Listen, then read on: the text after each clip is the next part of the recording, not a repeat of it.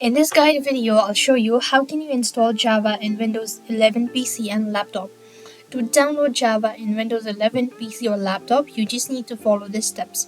So first of all, what you want to do is open up a browser, and on the web address bar, you want to make sure to type in Java.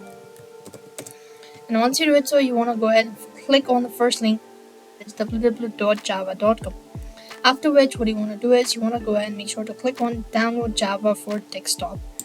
Once you do it so, it's going to take a couple of seconds, or it's going to take you to the next field. So here what you want to do is you want to go ahead and click on download Java desktop.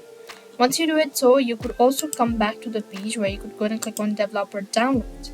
And once you are in this page, you could go ahead and download the particular version that you wanted. So now here you could see all of these version. If you want to go with 64-bit, that's also well.